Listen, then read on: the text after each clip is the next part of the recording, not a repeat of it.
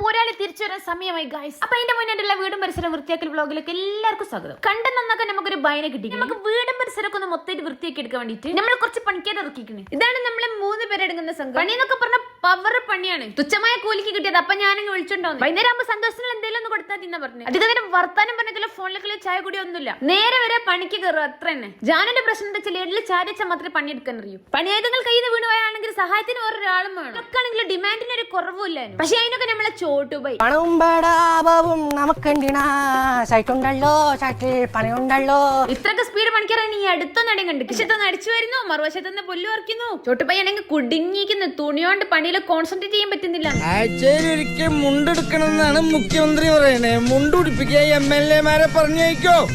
എനിക്കതല്ല പ്രശ്നം, ഈ മുണ്ടൊന്നും ശരിക്കും ഉടുക്കാൻ പറ്റില്ലല്ലോ കർത്താവേ.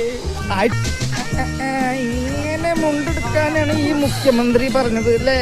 അത് ശരി. ജാന മുറ്റമണി കഴിഞ്ഞ് വേഗം അകപ്പണിക്ക് കയറി. കട്ടിയെടുക്കലോട് കൂടി ആകെ കൊഞ്ഞ് ക്ഷീണിച്ച് കിടന്നു. ചിട്ടുപെട്ടെന്ന് വെക്കാണ്ട് സേഫ് എടുക്കാണ്ട് നമ്മൾ ലാബിന്റെ ബെഡ് റൈലാണ് കേട്ടോ യൂസ് ചെയ്യുന്നത്. മുട്ടിലെയ്യാനൊക്കെ തുടങ്ങിയോണ്ട് തന്നെ എഴുന്നേക്കുന്ന സമയത്ത് നിലത്തോട്ട് വെക്കുന്നൊക്കെ പേടിയാണ്. വീണേ നമ്മളെ ബേബീസിനെ പ്രൊട്ടക്ട് ചെയ്യാൻ വേണ്ടി ഈ ഒരു ബെഡ് റൈൽ നമുക്ക് ഹെൽപ്ഫുൾ ആണ് കേട്ടോ. നമുക്ക് ഈസി ആയിട്ട് ഇൻസ്റ്റാൾ ചെയ്യാനും ഫോൾഡ് ചെയ്ത് വെക്കാനും പറ്റും. കൂടാതെ ഇതിൽ വരുന്ന മെറ്റീരിയൽ ബ്രീത്തബിളും സീത്രൂ ആണ്. പിന്നെ ബേബീസിന് അത്യാവശ്യമുള്ള ചെറിയ സാധനങ്ങളൊക്കെ ഇട്ട് വെക്കാൻ ഇതുപോലെ ഒരു സ്റ്റോറേജ് പോക്കറ്റും വരുന്നുണ്ട്. ജാന് കഴിഞ്ഞിട്ട് റെസ്റ്റ് എടുക്കാൻ പോയിക്കെങ്കിലും ബാക്കി 2 മണിക്കൂർ ഇപ്പോഴും പണിയില്ല. ടീമിന്റെ ഫുൾ പണിയും ലാസ്റ്റ് ഫൈനൽ ലുക്കും കാണുമെങ്കിൽ താഴെ കാണുന്ന ലിങ്കിൽ ക്ലിക്ക് ചെയ്താൽ മതി. അപ്പൊ ഓക്കെ ബൈ.